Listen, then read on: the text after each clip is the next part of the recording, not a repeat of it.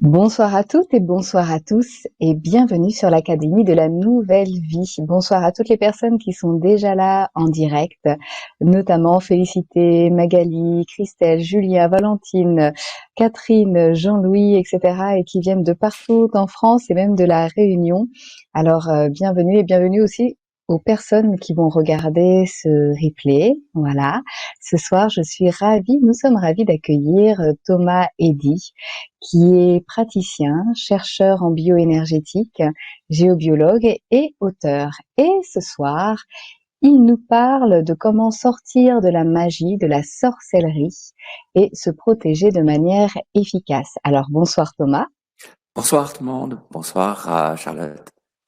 Alors ce que je te propose, c'est de nous en dire un petit peu plus en deux, trois mots sur qui tu es et puis de continuer avec le sujet de ce soir. D'accord. Peut-être que je me présente en quelques mots. À la base, j'ai une formation d'ingénieur. Euh, qui dit ingénieur pense que l'ingénieur a une tête carrée. Je pense pas tellement. Je pense que le point clé de l'ingénieur, c'est l'amour de la logique. Il aime que les choses sont logiques. Et dû à ma sensibilité, tout au long de ma carrière, j'ai été amené à développer ma sensibilité tout en continuant mon métier jusqu'au jour où j'ai basculé. Et j'ai bien sûr suivi beaucoup de formations et je me suis ouvert progressivement au monde subtil. D'abord timidement et ensuite vraiment l'autoroute, et j'étais confronté à toutes sortes d'énergétiques, plus mes perceptions sont ouvertes, mais aussi une compréhension, parce que j'ai toujours eu besoin de comprendre les choses, le pourquoi des choses. Et ce soir, on va s'intéresser au pourquoi des choses dans un domaine spécifique. C'est la magie, la sorcellerie. Quand on est pris dedans, et mon Dieu, ce que le monde est gangréné d'histoires de sorcellerie et de magie, eh bien, quand on veut sortir de ça, eh bien, le meilleur moyen, c'est de comprendre un petit peu comment ça se passe. Et c'est pour ça que je suis très content de partager ce moment avec vous ce soir. Je rends la parole à ta Charlotte. Eh bien, merci beaucoup pour ta présentation. On en sait un peu plus sur toi. Alors justement, parle-nous de la magie. Déjà, qu'est-ce que c'est que la magie, que la sorcellerie, et puis comment s'en protéger? Et quelles peuvent D'accord. être les incidences aussi. Alors, juste ce que je propose aux personnes qui sont là ce soir, c'est que si vous avez des questions, vous pouvez les marquer là dans le chat dès maintenant, et puis je te les transmettrai un petit peu plus tard. Ça te va? Très volontiers. Oui, oui, oui, ça va très bien.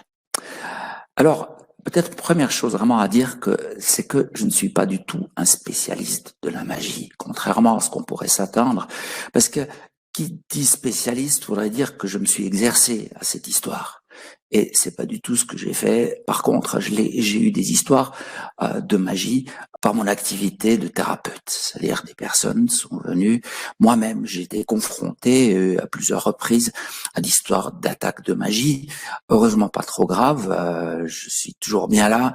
Et finalement, ces personnes qui sont venues me consulter, c'est elles qui m'ont progressivement appris les choses et qui m'ont quelque part donné la matière première qui m'a fait évoluer, qui m'a fait comprendre un petit peu ce que c'est. Mais il y a aussi un autre élément qui est venu, c'est le fait que j'ai habité dans une maison dans le sud-ouest.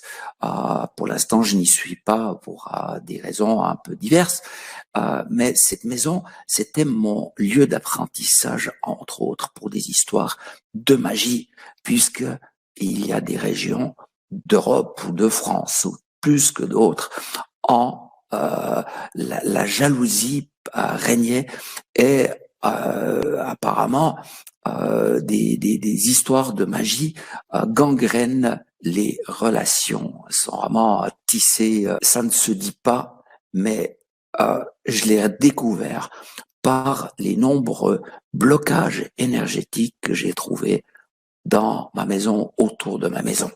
Alors ça, c'est juste à titre d'introduction pourquoi ce sujet m'est devenu familier. J'ai été confronté à ce sujet. Peut-être la première chose à dire, mais qu'est-ce qui différencie la magie de la manipulation simple? Alors, on manipule pour avoir un pouvoir sur quelqu'un. Et puis, les histoires de manipulation, eh bien, c'est profiter de la faiblesse de celui qu'on essaie de manipuler. Par exemple, en disant, oh, tu sais, tu seras quelqu'un de bien si tu me fais ceci ou cela. Et si la personne manque un peu d'estime d'elle, eh bien, elle sera la parfaite victime de cette manipulation. Il n'y a pas de manipulation sans quelque part que la personne qui subit la manipulation ait une faille. Et ça, c'est bien le propre de la manipulation, c'est qu'elle fait intervenir un couple de manipulateurs et de manipulés. On va pas plus entrer là-dedans, ce n'est pas le sujet de ce soir. Ce qui différencie la magie, c'est que il y a un ingrédient supplémentaire, c'est la jalousie qui existe comme un des grandes raisons qui poussent les personnes à choisir de nuire à quelqu'un, pas en le manipulant, mais en utilisant une procédure magique. Je ne dis pas encore ce que c'est une procédure magique, allons simplement la nommer une procédure magique. Quand j'utilise une procédure magique, c'est peut-être pas moi qui la crée, je consulte quelqu'un qui va m'aider à la mettre en place. Et il y a des personnes, elles ne figurent pas dans l'annuaire téléphonique, mais ces adresses filent sous la main. Celui-là, il sait très bien faire ceci ou cela. Et il y a ainsi des personnes qui sont qui manipulent des outils de la magie.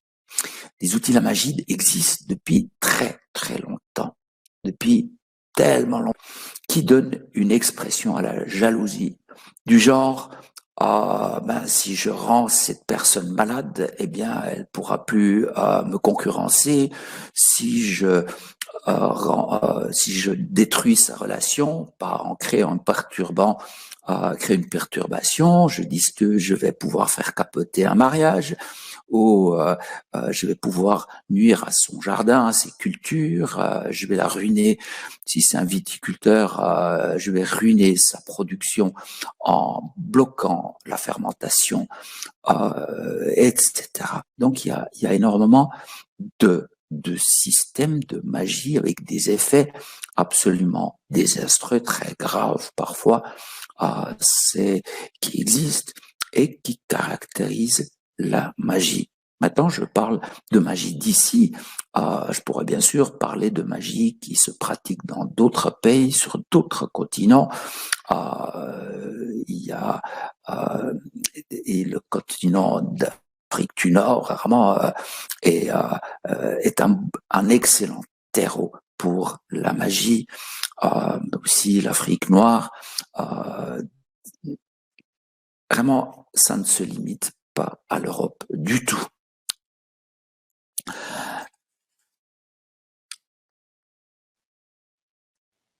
Et est-ce que je peux me permettre juste de te poser une petite question quand tu parles de magie, puisqu'il y a des questions là juste. Oui, bien sûr. Magie, c'est la magie blanche, la magie noire. C'est quoi la différence entre magie blanche, magie noire et sorcellerie, notamment Christelle et Gilles demandent. Oui, je comprends. C'est l'arrivée de cette question et je l'ai prévu un tout petit peu plus loin de répondre à cette question. Donc, bien sûr, parce que finalement, on se dit, mais il y a la magie blanche et tout. Je reviens là-dessus parce que vous comprendrez pourquoi. Je dis dès qu'il y a le mot magie, je dis bon, magie blanche, magie noire, mais il y a toujours le mot magie. Donc, je reviendrai dessus. Je vous assure. Mais la question, bien sûr, elle est pertinente.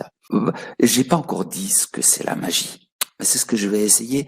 Je dis bien, je ne suis pas un spécialiste de la magie, parce que c'est des spécialistes où je dirais, ben voilà, il existe telle recette, il existe telle méthode, il existe la magie dont l'origine viendrait plutôt des Égyptiens, d'une autre magie qui serait plutôt, viendrait ses racines plutôt dans l'Afrique, etc. Et je pense que c'est réel qu'il existe différents types. Il existe aussi une magie atlante, qui est extrêmement perfide. Donc, ceci, ça va loin dans l'histoire. Et je suppose que aujourd'hui, on ne fait que d'utiliser de très vieilles méthodes. Donc, je suppose, parce qu'au fond, je n'ai pas vraiment envie de savoir comment on pratique la magie. C'est loin de là. Et vous comprendrez plus tard pourquoi c'est ainsi. Nous allons parler un peu d'une chose que j'ai découvert. C'est que dans les systèmes de magie, vu que je suis bioénergéticien et que j'ai la capacité d'observer certains systèmes à l'œuvre, c'est que j'observe que dans les systèmes de magie, on a toujours assiste à la présence d'élémentaux, mais d'élémentaux pervertis. Alors, je voudrais essayer de définir un peu ce que c'est ou essayer d'expliquer un tout la liberté, etc. Donc, c'est un être qu'on utilise et dont on abuse. On peut faire exactement la même chose avec des élémentaux. Alors, juste en résumé, qu'est-ce que c'est un élémental pour ceux qui ne le savent pas? Les êtres de la nature, les fées, les gnomes, les nains, les dragons, les trolls, il y en a une quantité, mais invraisemblables, sont des élémentaux, des êtres qui, dans le processus d'incarnation, ne va pas jusqu'à la matière. C'est-à-dire, ils ont un corps, mais leur corps est énergétique, il est éthérique, il n'est pas physique. Et ceci fait aussi que ces êtres, n'étant pas liés au monde physique, obéissent d'une manière beaucoup plus immédiate et directe aux lois de l'énergétique qui comprennent comme nœud central des histoires d'affinité et de résonance. Ça, c'est un petit peu le côté technique pour ceux qui comprennent ce que ça veut dire. Donc, les êtres élémentaux, ils ont souvent des objets de pouvoir. On les voit d'ailleurs dans certaines représentations, on montre des êtres élémentaux avec un sceptre ou un chapeau spécifique, une médaille, un diadème, je ne sais pas encore quel objet qui fait partie de lui. Ce n'est pas lui, mais c'est propre au monde élémental que ces objets de pouvoir permettent à ces êtres élémentaires de remplir une fonction très spécifique. Et quand on leur enlève cet objet de pouvoir, eh bien, c'est comme une personne physique à qui on enlève la liberté. Cet être devient à ce moment-là manipulable, il devient asservi. Et c'est ça l'idée de la magie, en tout cas d'un certain type de magie, c'est d'utiliser des êtres élémentaires, des élémentaux asservis pour leur demander d'aller se loger à certains endroits. Et en étant asservis, déjà, leur champ énergétique n'est pas du tout n'est pas très bon. Et en plus, suivant où on loge un être élémentaire, eh bien, il va déranger les processus vitaux. Et je n'en suis pas absolument certain, mais je pense qu'une grande partie des systèmes de magie utilisent des êtres élémentaires asservis. Donc, ça pour le principe d'action. Maintenant, je ne vais pas insister là-dessus, parce que finalement, ce n'est pas un cours comment asservir des êtres élémentaires pour les utiliser à haute fin, c'est tout le contraire, essayer de comprendre pour s'en défaire. Mais je voulais quand même en parler un petit peu. Le troisième aspect à comprendre quand on parle de système de magie, c'est les égrégores. Alors un égrégore, qu'est-ce que c'est? D'abord, c'est un terme qui nous vient de l'ésotérisme, dans lequel il est utilisé pour désigner un système de croyance.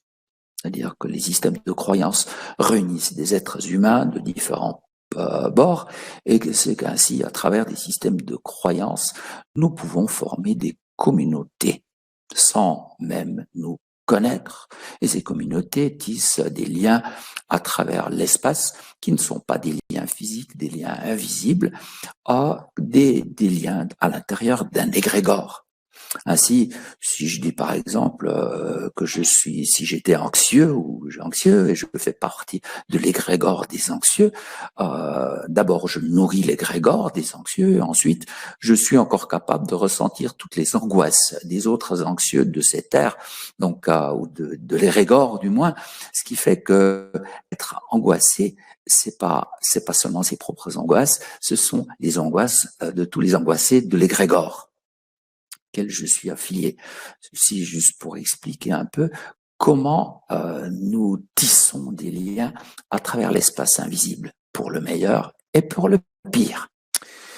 Maintenant, qu'est-ce que ça a à voir avec la magie? Si je vous donne par exemple un égrégore, celui de la justice. Souvent, il y a d'abord un corps de métier qui est impliqué, c'est les juges, ou tout ce qui tourne autour, ceux qui font les lois, ils font partie de ce même égrégore de la justice. Il est arrivé tel événement, on vous soupçonne d'avoir fait ceci ou cela, et vous pouvez tout à fait glisser dans l'égrégore de la justice. Voilà. Et ensuite, je pense qu'une fois qu'on essaie de le traverser, si vraiment on est pris dedans, pour en ressortir le plus vite. La même chose, par exemple, pour les forces, l'ordre public, la police, qui est la profession qui maintient ou est censée maintenir l'ordre public. Vous pouvez avoir ceux qui ont une foi inébranlable dans les forces de l'autre. Ensuite, vous avez de l'autre côté ceux qui ont la haine des policiers. Tout cela, de nouveau, forme un égrégore. Et aussi longtemps qu'on n'est pas confronté à des histoires d'ordre public, on vit en dehors de cet égrégore. Aussi longtemps qu'on n'est pas confronté à une histoire de justice, on vit en dehors des histoires de justice. Donc ça veut dire qu'on n'est pas concerné par tout ce qui se passe là-dedans. Donc on peut dormir tranquille sans avoir à s'inquiéter de ce qui se passe de ce côté-là. C'est exactement la même chose pour la magie. Le professionnel de la magie, c'est le magicien. Et ensuite, vous avez les commanditaires, c'est-à-dire ceux qui demandent aux magiciens d'opérer pour eux.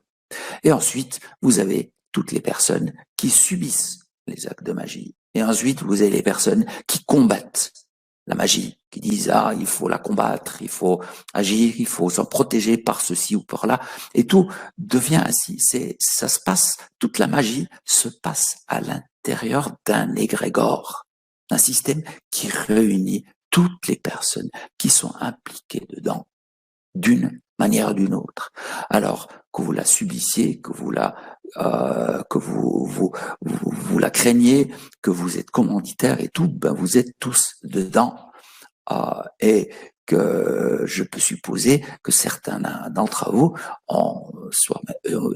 vous êtes vous-même confrontés à des histoires de magie, ou vous avez autour de vous quelqu'un qui est confronté, et vous pouvez vous poser mes questions, mais comment ça se fait que je suis là-dedans? Comment ça se fait que telle ou telle personne se trouve à être à l'intérieur de cet égrégore?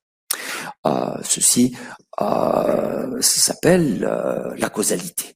Pourquoi? Quelle est la cause? Qu'est-ce qui fait qu'une personne entre là-dedans? Bien sûr, on peut être né dans une famille qui véhicule cela. Dans certaines régions de la France ou de la Tunisie, de l'Afrique du Nord, c'est absolument hyper fréquent d'être pris dedans, c'est-à-dire on est dedans. Et aussi Indonésie, pour citer aussi un exemple que je connais un petit peu, là aussi on peut être vraiment, c'est omniprésent. La magie, le recours à la magie est omniprésent. Peut-être que je dise une chose importante, puisque j'ai parlé de magie et sorcellerie, peut-être juste que je définisse un petit peu ce qui est la différence. Je vous donne ma propre définition. Là, vraiment, tout ça, ça se discute. Je suis vraiment, comme je dis, je ne suis pas le monsieur magie et tout qui connaît le tout là-dessus. Tout au contraire. Pour moi, la magie, c'est l'expression quand même de vouloir nuire à quelqu'un dans l'idée d'exprimer une jalousie, d'exprimer une jalousie souvent, ou le besoin de pouvoir. C'est-à-dire, j'étais confronté à des histoires de magie dans le sud-ouest de la France, et j'ai découvert que les Templiers pratiquaient la magie dans l'idée de rendre les propriétaires de grands domaines, de les rendre malades, et puis qu'ensuite ils allaient léguer, devenant malades et décédés, ils allaient léguer tous leurs biens à l'ordre des Templiers. Donc ça c'est vraiment, ça c'est le côté vraiment très obscur de l'action templière, c'est le recours à la magie. Et pourquoi? Et quelle est la différence avec la sorcellerie? Parce que la sorcellerie vise à infléchir le destin. C'est-à-dire ce qu'on veut faire en faisant des potions, des potions, c'est de pouvoir changer le cours du destin. Si on ne fait rien, ben les choses suivent leur cours, ou elles sont dictées par des compréhensions, par le fait qu'on essaie de comprendre les choses et par la compréhension, on puisse changer son destin. Et alors, sorcellerie n'essaie pas de comprendre quoi que ce soit, on essaie d'infléchir le destin par telle et telle potion. On peut se demander jusqu'à quel point la médecine officielle n'est pas tout simplement de la sorcellerie du XXIe siècle. Effectivement, en donnant cette définition, on essaye de changer le destin en agissant par des potions. J'étais confronté à une histoire de sorcellerie il y a déjà un bon moment. C'est un couple d'amour, donc de sorcellerie. Et ils n'ont pas arrêté, pas seulement à travers leurs incarnations subséquentes, à travers tout le Moyen-Âge jusqu'au temps moderne, de se rencontrer dans toutes leurs incarnations, mais dans des histoires d'amour impossibles, soit parce que d'histoires de famille trop différentes, soit parce qu'ils n'avaient pas le même âge, parce que ceci ou cela. Et vraiment, ce fil d'amour agissait à travers les générations. Ceci me fait penser au fait que qu'il est important de réaliser que parfois nos connexions avec la sorcellerie ou la magie peuvent remonter à des incarnations antérieures et peut-être même que c'est une des grandes raisons pourquoi on pourrait se retrouver mêlé à cela. C'est qu'on a quelque chose à comprendre qui remonte dans le temps. Je vais parler de la magie blanche aussi. J'en ai aussi pratiqué parce que c'est trop tentant. Ça permet de régler certains problèmes, notamment géobiologiques, d'une manière assez extrêmement simple. Je l'ai fait par exemple c'est-à-dire le processus est très simple. J'étais confronté à des maisons qui étaient dont l'énergie était cassée par un système de magie noire, et j'ai fait un système de contre-magie extrêmement simple à mettre en place qui forme comme une espèce de anti-magie. Alors, on peut s'imaginer qu'on puisse faire une magie, ensuite il y a de l'anti-magie, c'est-à-dire la magie blanche, et ensuite rebelote à nouveau une magie noire par-dessus, puis ensuite on reprend à nouveau une magie blanche, et on a des espèces de sandwich ou de multi-couches blanches et noires qui vont compliquer joyeusement l'histoire. Et je me suis amusé à défaire des histoires où il y avait effectivement des couches successives jusqu'à ce que je tombe à la première magie, au premier système de magie qui faisait que je n'avais plus du tout à résoudre quoi que ce soit. C'est ainsi que je me tiens un peu à distance avec les histoires de magie blanche, simplement parce que peut-être c'est tentant. Parfois, ça résout une situation précise temporairement. Ça la résout temporairement, mais ce n'est pas une solution. Et je ne vais pas dire qu'il ne faut pas le faire.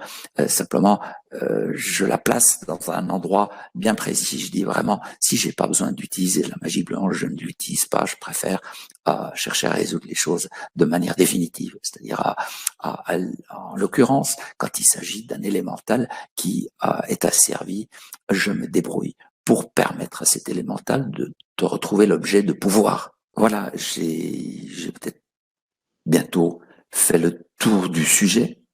Il en reste un que je veux juste aborder. Ce sont les histoires de se protéger. Alors, évidemment, il y a toutes les amulettes de protection, les talismans.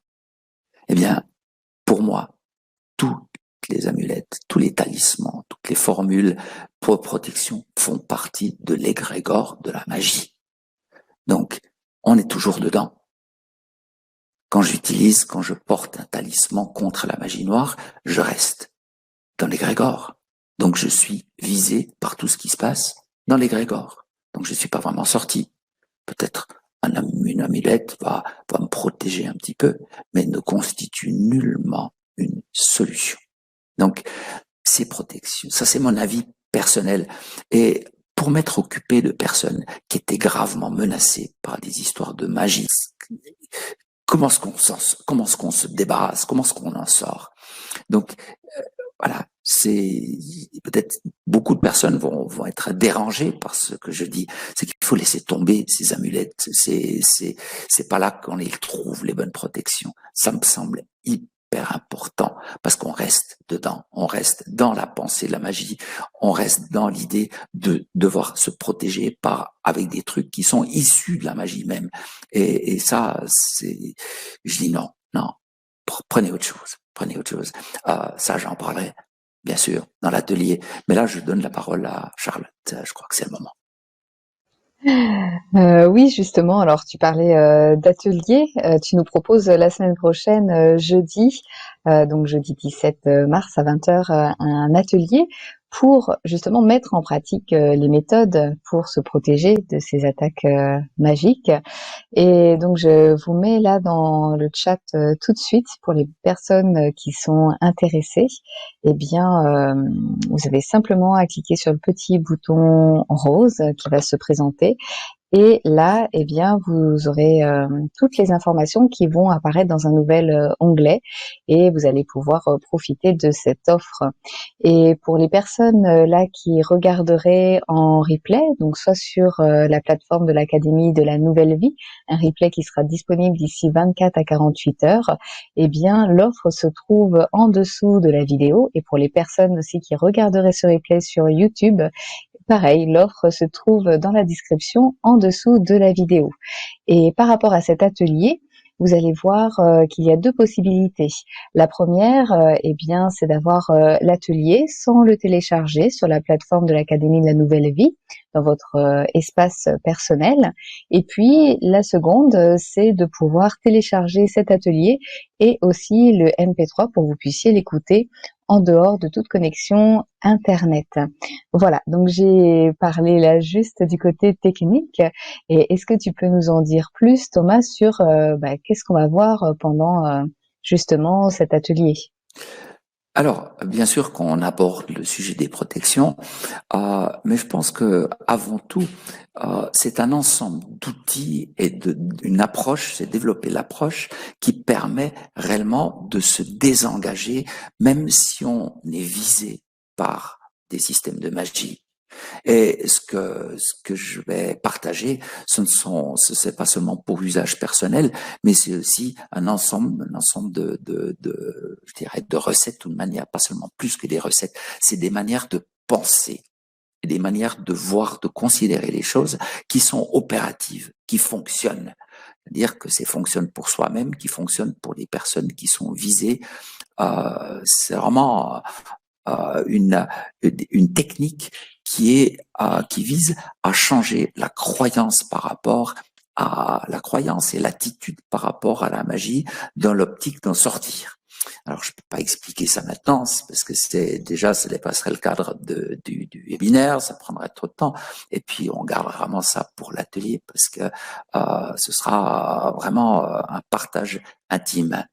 Donc, pour moi, c'est l'atelier, c'est vraiment partager les méthodes qui permettent d'opérer un changement qui est déterminant, parce que, comme je vous ai expliqué il y a tout à l'heure, la magie est liée à un égrégore.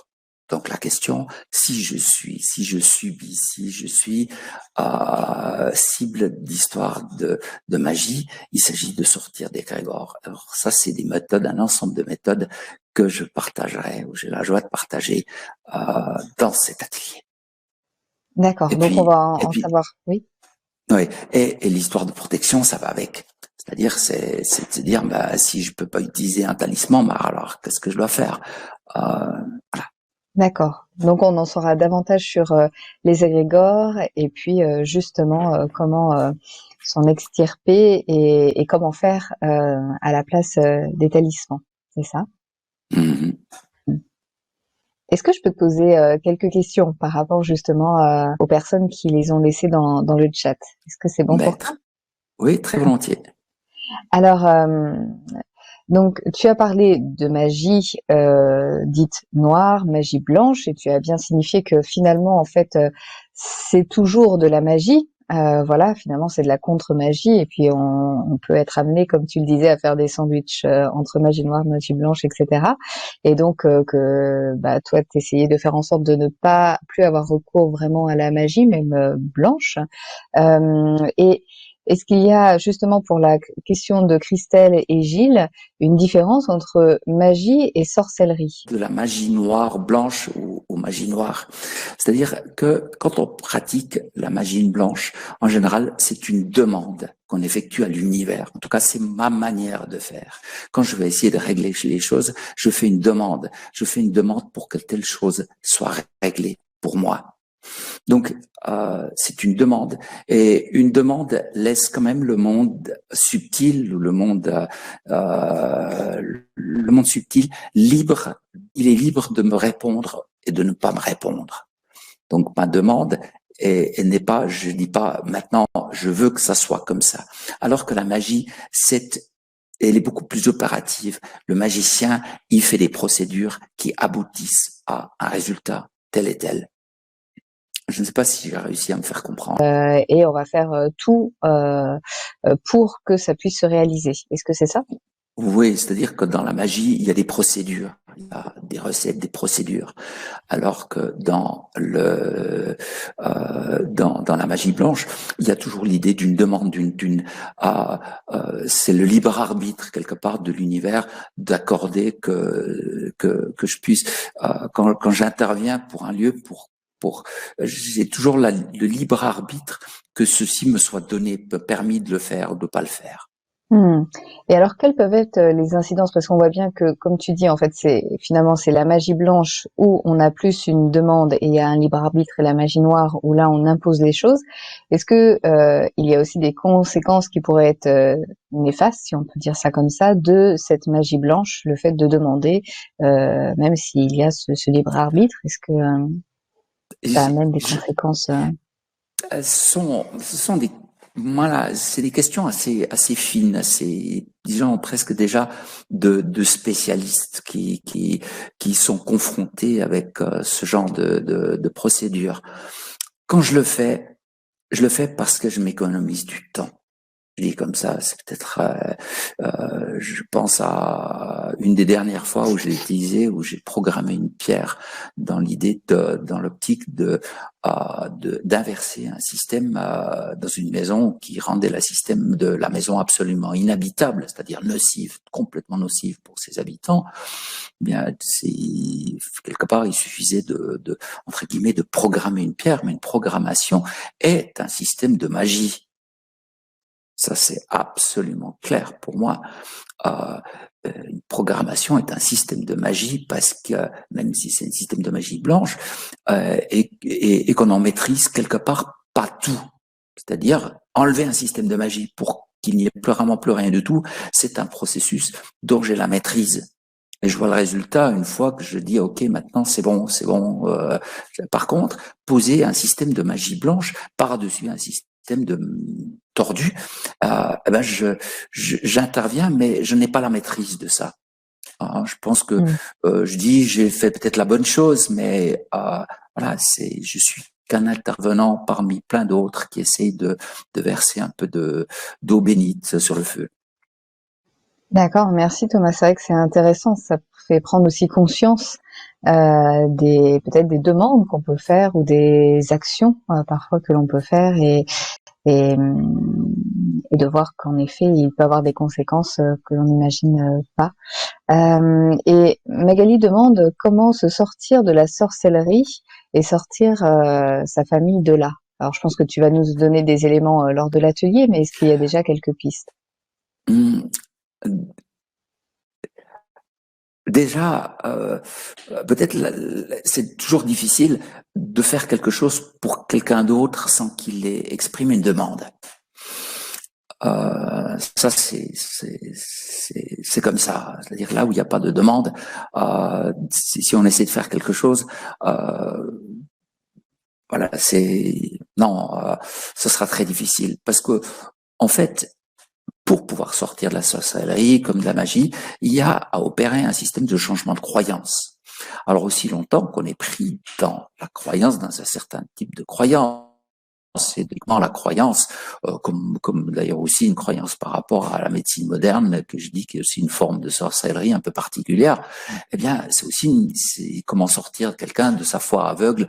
Il n'y a pas besoin de nommer les choses, que tout le monde sait de quoi je parle, mais voilà, on peut pas. Ça divise ces choses, ces sujets divisent les êtres et vont les diviser encore dans les temps à venir. On peut pas faire autrement. Simplement, on peut essayer d'expliquer les choses. On peut essayer d'expliquer pourquoi un système ou une sorcellerie, cette manière d'agir finalement n'est pas correcte, c'est-à-dire n'est pas porteuse, elle n'aboutit, elle risque de se retourner contre les personnes qui l'utilisent dans le temps futur. Dans un temps futur, c'est toujours ça. On n'essaie pas de régler des choses, on ajoute juste une couche. Et parfois, on ajoute une telle couche, elle va se retrouver, comme j'ai donné dans mon exemple sur le couple qui a subi une sorcellerie, ils l'ont bavé pendant des incarnations et des incarnations après, jusqu'à ce qu'il est résolu, ce système de sorcellerie.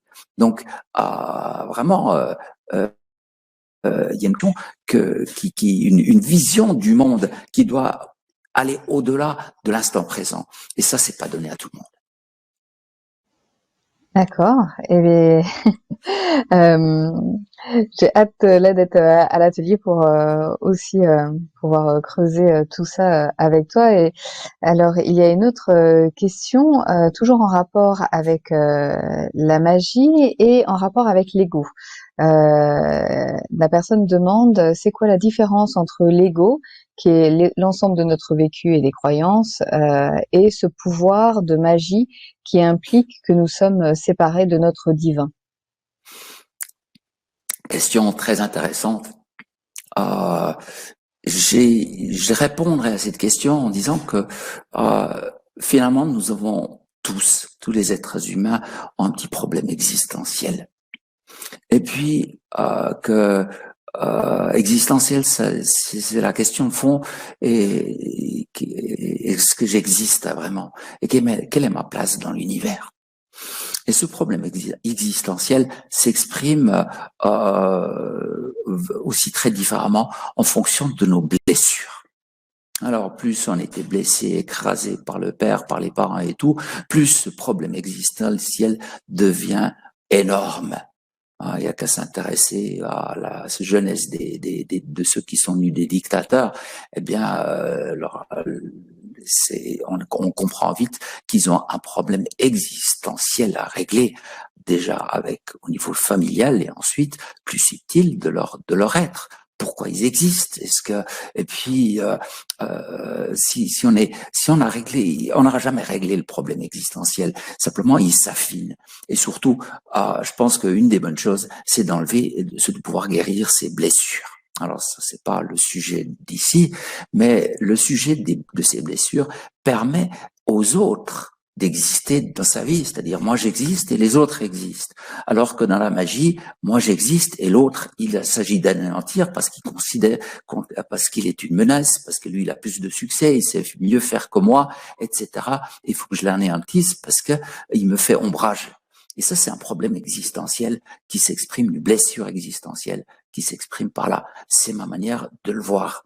Voilà. Je ne sais Merci pas si Thomas. je réponds à la question. Bah, on va voir si la personne réagit, mais pour moi, en tout cas, il y a des éléments, des pistes de réponse, et c'était intéressant de voir ça aussi sous le biais finalement aussi de la personne qui utilise cette magie et d'à partir de quel positionnement elle part et des blessures qui motivent voilà ces actes. Euh, alors, Magali demande, est-ce que le magnétisme, est-ce que c'est de la magie? Alors, il y a des personnes des personnes qui ont des prédispositions à devenir un canal de force qui les dépasse.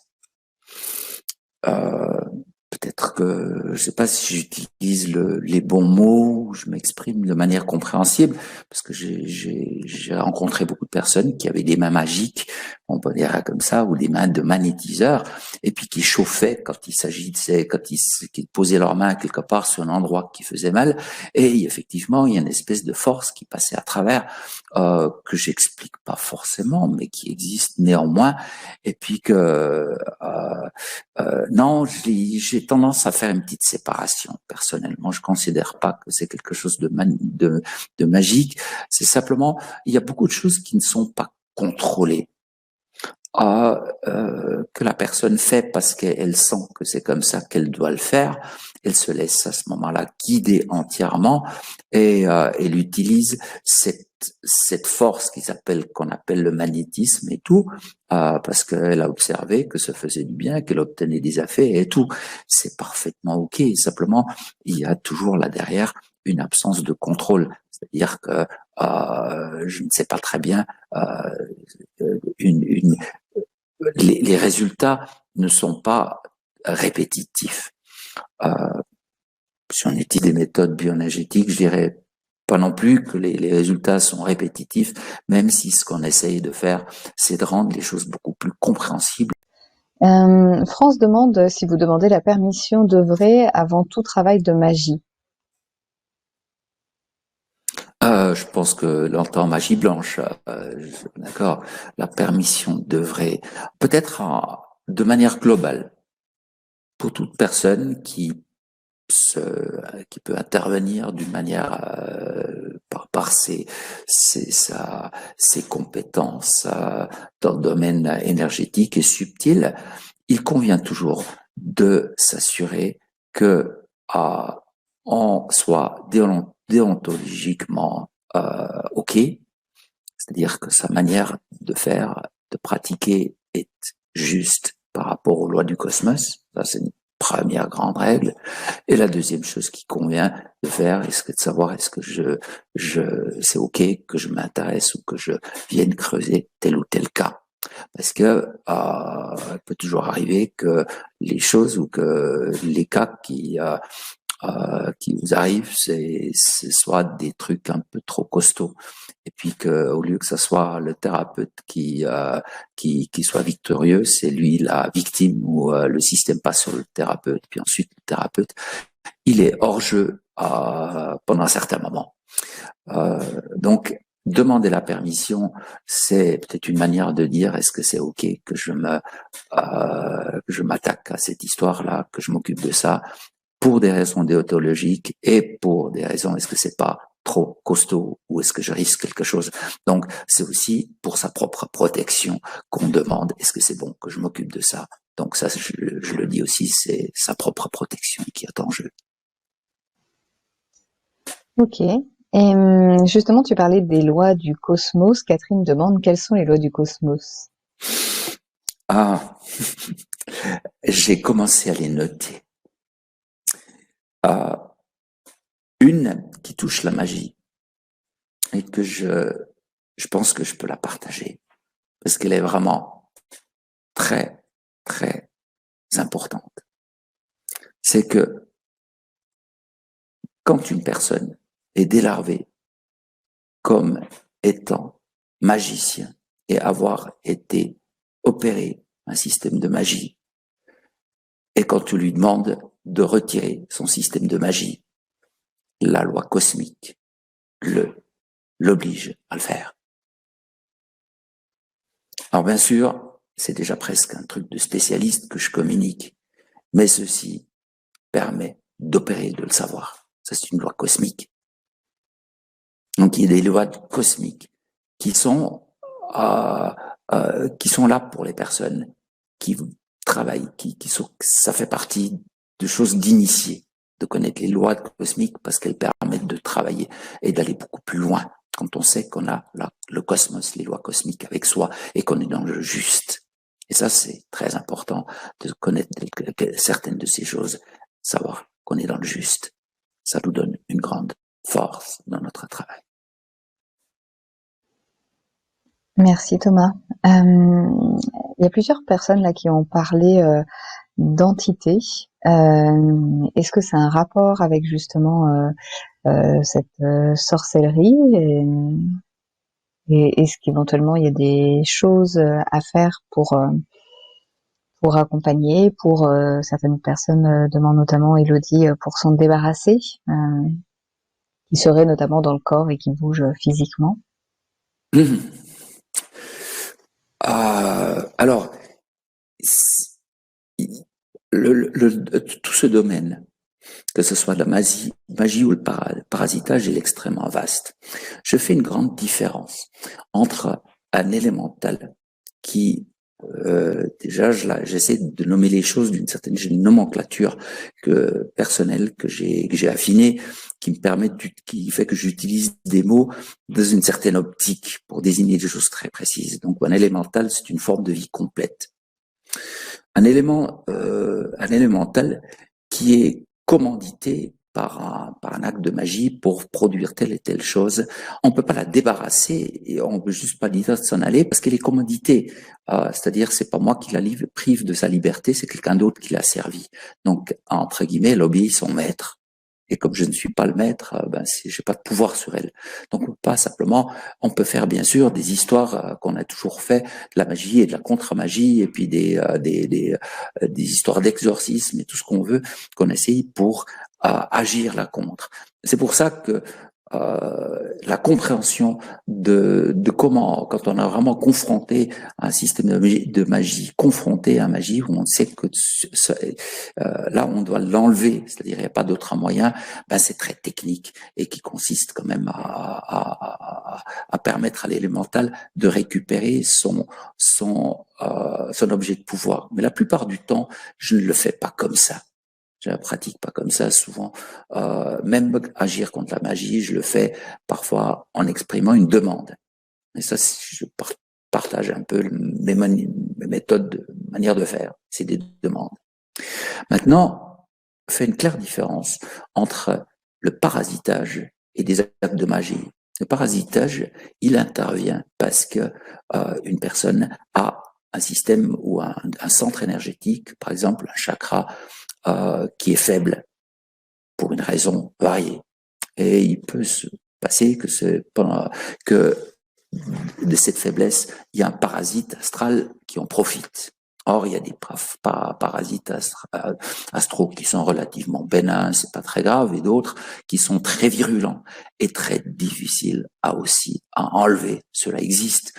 Donc, ce que je trouve intéressant, c'est que à travers les temps, c'est-à-dire entre le moment où j'ai commencé à m'intéresser au monde invisible et aujourd'hui, il y a quand même une quantité incroyable de connaissances qui s'est constituée et qui permet quand même à des personnes qui sont formées et bien formées de pouvoir faire des choses absolument extraordinaires là où autrefois on était complètement impuissant parce qu'on ne savait pas ce que c'était, on pouvait voilà. Récemment, j'étais amené à m'occuper d'une personne qui portait un parasite astral extrêmement virulent, je veux dire une espèce de pieuvre qui faisait que la personne elle était écrasée complètement, elle vivait plus qu'à moitié, et que ce truc il fallait vraiment utiliser il fallait vraiment bien comprendre comment elle était implantée pour la dégager. Donc, ça ne se passe pas simplement avec des formules, avec des désirs et tout. Il y a vraiment des connaissances opératives qui sont nécessaires et puis qui sont aujourd'hui, je suis pas le seul à les avoir, il y en a d'autres qui ont cette faculté de pouvoir agir là-dessus. Donc, mais ça demande quand même beaucoup de connaissances pour pouvoir faire certaines choses qui sont où les choses sont tordues et des trucs tordus, il y en a tant qu'on veut. Ok, merci Thomas. Et je pense que du coup pendant l'atelier, alors certes, on verra peut-être pas par rapport aux entités, mais ça sera déjà eh bien un grand pas pour tout ce qui est protection par rapport à ces attaques de magie. Et une dernière question, si tu veux bien, c'est Gisèle qui demande peut-on être victime de magie noire à notre insu et comment savoir si c'est de la magie noire? Alors déjà la question, première question, quand une personne va mal, elle se dit oui, on me fait des histoires de magie, c'est parce que je suis visé. Est-ce que c'est vrai ou est-ce que c'est pas vrai? Ça c'est la première grosse question. Est-ce que c'est imaginaire ou est-ce que c'est réel qu'une personne est victime d'histoires de magie? C'est pas du tout évident de le savoir. Parfois, on le sait parce qu'on rencontre les personnes. À ce moment-là, on peut aussi essayer de se dire, mais et puis si je m'écoutais moi-même, si j'essayais d'aller en moi, pas l'histoire d'avoir d'avoir un préconçu ou un préavis, c'est de se dire, et si je m'écoute, est-ce que c'est vraiment un système de magie? Est-ce que ça ne l'est pas? J'ai aussi, parfois aussi, on peut lier les choses à un événement. Une personne qui est venue chez moi pour une histoire qui lui est arrivée. Elle a été contactée par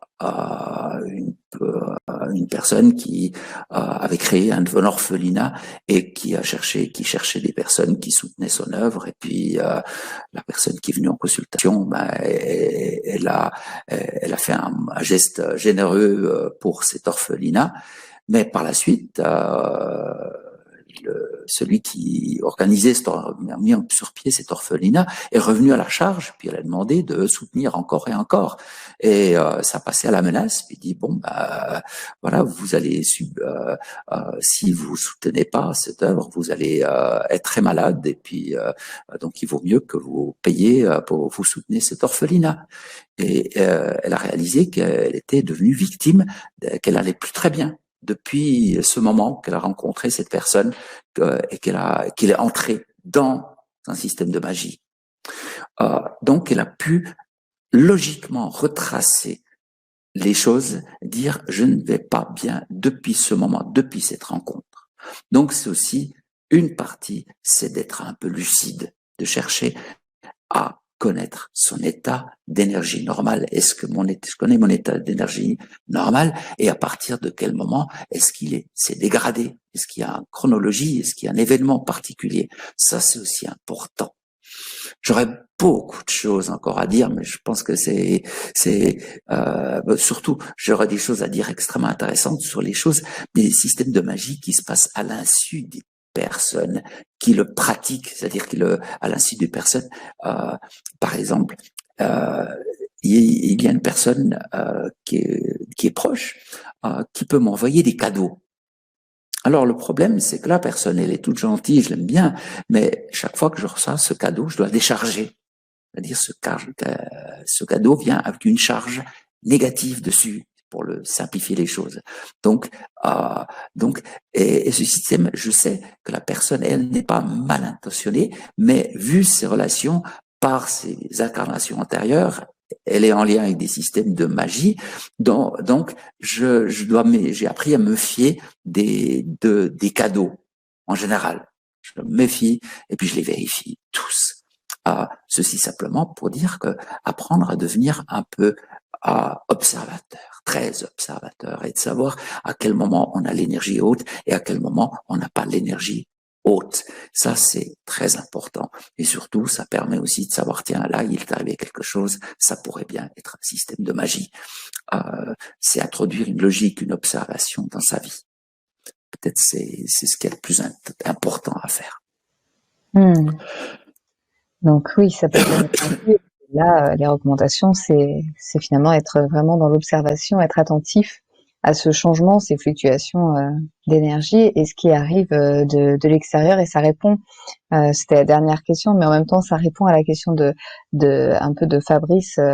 Donc, même si on ne pratique pas, on n'est pas forcément protégé contre les effets de la magie noire et de la sorcellerie, en fait, puisque là, ça peut être comme ça à notre insu, comme l'exemple que tu donnais avec la personne qui avait participé à cette œuvre et où on redemandait encore une participation. Merci beaucoup Thomas pour toutes ces informations. Merci à toutes les personnes là, qui ont été là en direct avec toutes vos questions. Merci pour votre présence. Et ce que je vous propose, eh bien, c'est qu'on se retrouve jeudi prochain pour l'atelier, pour en savoir plus, et puis surtout pour que tu puisses nous transmettre comment mettre en place justement ces méthodes, et puis sûrement d'autres informations par rapport à la magie et à la sorcellerie.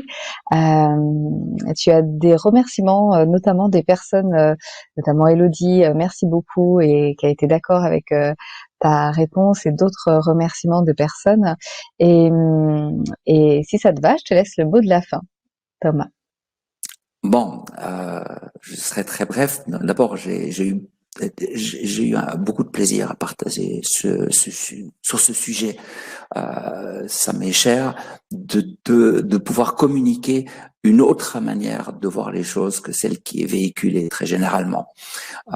Et ça, d'une part, et puis d'autre part, je me réjouis déjà de vous retrouver pour la suite, l'atelier, parce que c'est vraiment là que je partagerai des méthodes, et que peut-être même on abordera des situations concrètes qui peuvent toucher l'un ou l'autre, pour aller vraiment dans le vif du sujet, qui peut toucher de manière gravissime certaines personnes. Donc, on n'est pas en train de parler d'un sujet anodin du tout, du tout. Ça a un véritable impact, et c'est pour ça que j'ai un plaisir de partager. C'est parce qu'on fait des choses importantes pour nous, pour la COP, parce que ces informations, elles vont diffuser, elles vont grandir et former et définir un futur aussi pour cette manière de voir les choses, de voir la manipulation, de voir la magie, de voir les pompages d'énergie et plein d'autres choses. C'est vraiment quelque chose d'important que nous devons faire grandir. C'est une vision éclairée par beaucoup de compréhension et beaucoup d'observation et beaucoup de travail